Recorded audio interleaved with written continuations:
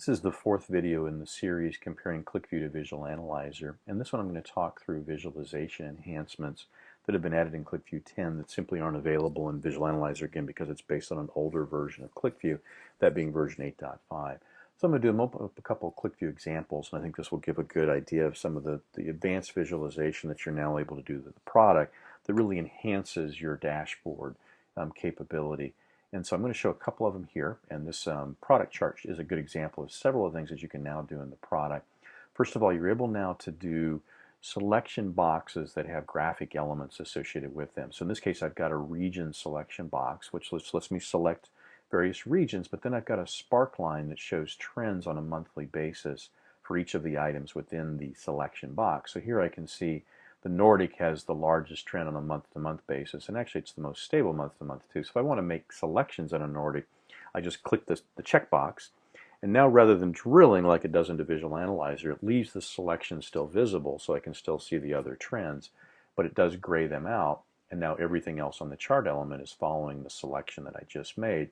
And you can see you can do not only spark lines, but bar graphs and things such as that are contained within these selection boxes. So it really lets you present a lot of information in one place without having to open up different chart elements. The other big improvement is this concept of container charts.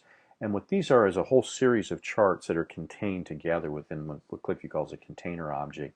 And in Visual Analyzer, what you have to do is create multiple charts that are reduced, and then you expand or double click to show them. This now allows all these charts to be very easily changed or clicked upon. So here I'm seeing the sales breakdown.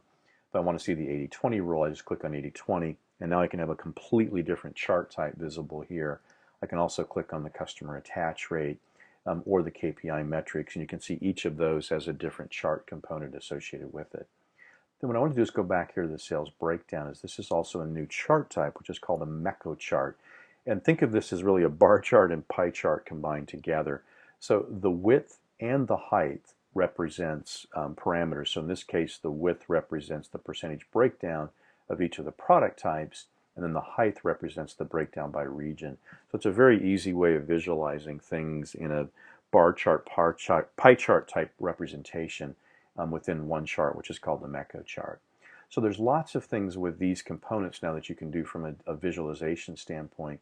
And QlikView has put out a very good QlikView application that shows the different ways of using these visualizations very effectively, whether you're comparing a set of values, you're looking at various unit comparisons and how to color code that, to look at movement over time, etc.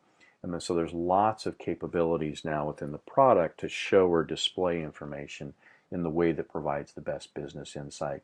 So I've gone through this very quickly, but this will give you a quick idea of some of the significant visibility or visualization enhancements that have been made in the QlikView version 10 product.